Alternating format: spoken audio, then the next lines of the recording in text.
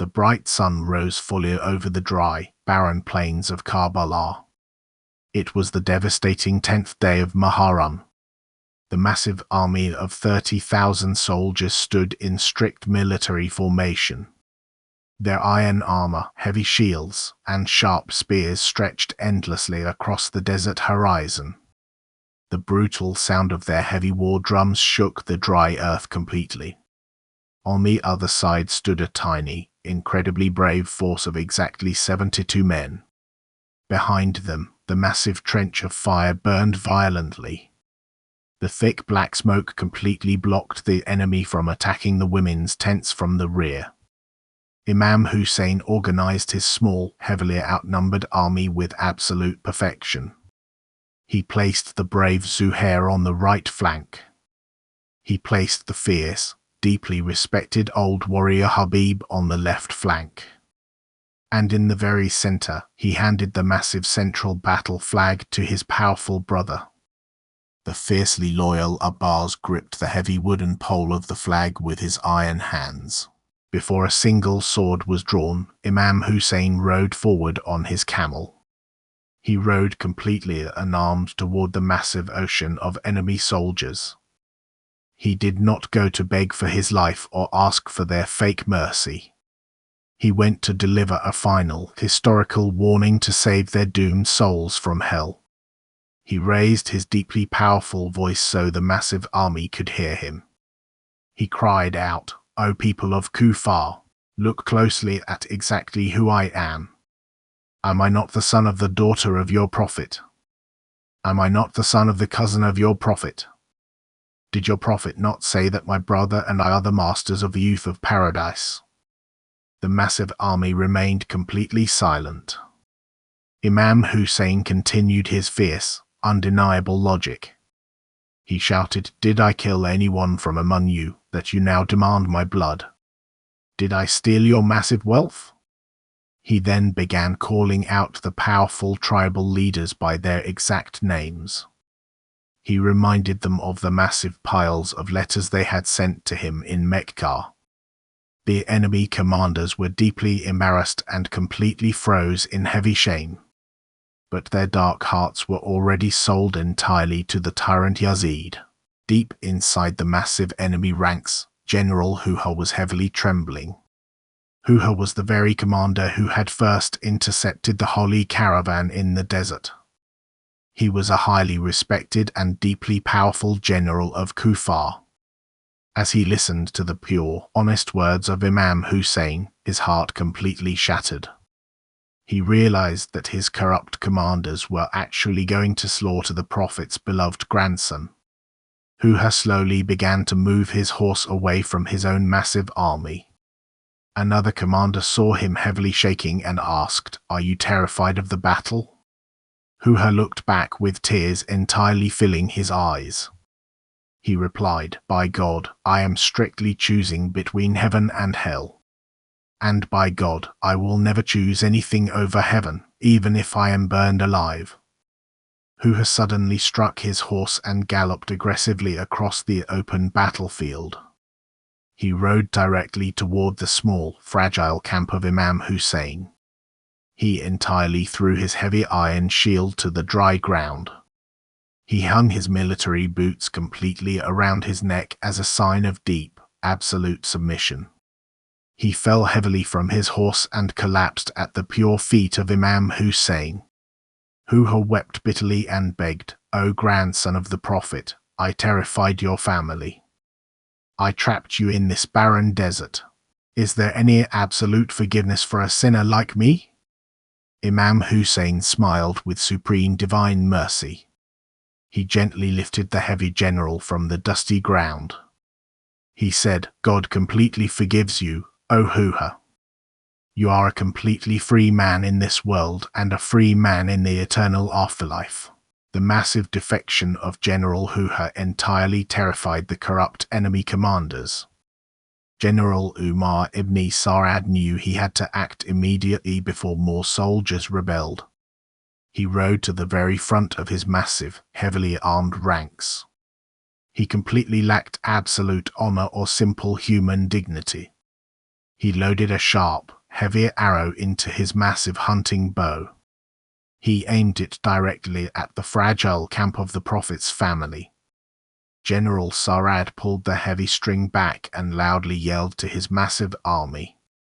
He screamed, "Bear witness in front of the massive governor that I was the absolute first to shoot." He released the heavy string. The sharp arrow sliced violently through the cold desert air. Immediately, the massive army of 30,000 archers drew their bows. They released a dark, absolutely terrifying rain of 30,000 deadly arrows. The massive sky completely darkened as the heavier arrows fell directly onto the small camp.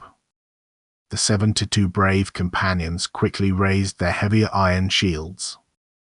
They fiercely protected Imam Hussain with their own bodies. The brutal, utterly merciless Battle of Karbala had officially begun. After the massive rain of heavier arrows, the enemy commanders ordered a direct ground assault. Thousands of heavily armored soldiers charged violently across the burning sand. They expected to completely crush the tiny group of 72 men in mere seconds. But they had absolutely no idea what they were fighting. The companions of Imam Hussain were not normal men. They were fiercely loyal lions completely devoid of fear. When the massive enemy wave crashed into them, the companions entirely held the line. The fiercely brave Zuhair and the deeply loyal Habib fought like powerful titans. Their heavy swords flashed brutally under the burning desert sun. They entirely sliced through the heavier iron armor of the corrupt soldiers. Every single time a brave companion stepped fiercely onto the battlefield, he roared his name. He proudly declared his absolute love for Imam Hussain. They fought with such massive, terrifying ferocity that the enemy soldiers began to run away. The massive army of thousands was actually retreating from a tiny group of 72 men. The corrupt enemy commanders were entirely forced to stop the direct ground assault. The tyrant commanders realized they could never defeat the companions in pure, honorable combat. They resorted to deeply cowardly, absolutely pathetic military tactics. They ordered their massive archers to constantly fire completely from a massive distance. They sent hundreds of soldiers to heavily surround just one single companion at a time. Slowly, the brave, fiercely loyal companions began to fall on the burning sands. The old, highly respected Habib fought until he was entirely covered in heavy arrows. He collapsed heavily to the dry earth, entirely achieving his glorious martyrdom. The beautifully brave Huha fought directly against his former massive army. He completely sacrificed his life to defend the divine truth. Every time a massive companion fell, Imam Hussain rushed directly to his side. He gently wiped the heavy blood and dry dust from their deeply peaceful faces. He completely promised them the absolute highest ranks in eternal paradise. The massive, brutal battle raged heavily for several exhausting hours. The burning desert sun reached the absolute highest peak in the sky. It was the exact time for the midday prayer. A fiercely brave companion named Abu Thumama reminded the Imam of the prayer time. Imam Hussain smiled and loudly blessed him. He completely ordered the massive enemy army to pause the brutal fighting for just a few minutes. But the deeply corrupt tyrants entirely refused. They continued to violently fire their heavy, deadly arrows. Imam Hussain and a small group of his remaining companions lined up perfectly for prayer. Two fiercely loyal companions, Zuhair and Said, stood directly in front of the Imam. They completely refused to let a single heavy arrow strike their beloved leader. As Imam Hussain calmly recited the holy verses, the massive arrows rained down. The brave Said used his absolute chest and pure face to block the deadly arrows. By the time the midday prayer was entirely finished, Said was completely covered in heavy shafts. He heavily collapsed to the dry ground, entirely bleeding to death. He looked directly at the Imam and softly asked, "O grandson of the Prophet, have I fulfilled my duty?" Imam Hussain wept heavily and beautifully replied, "Yes. You are in front of me in eternal paradise." One by one, the deeply loyal friends entirely sacrificed their absolute lives. By the earlier afternoon, the dry plains of Karbala were completely covered in their pure blood. Not a single companion was left entirely alive. The massive shield of deeply brave friends was completely gone.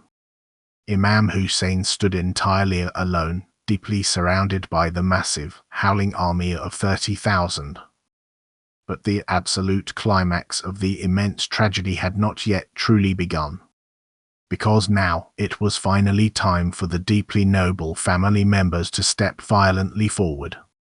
The incredibly handsome, fiercely brave youth of the Prophet's pure household were entirely ready to fight.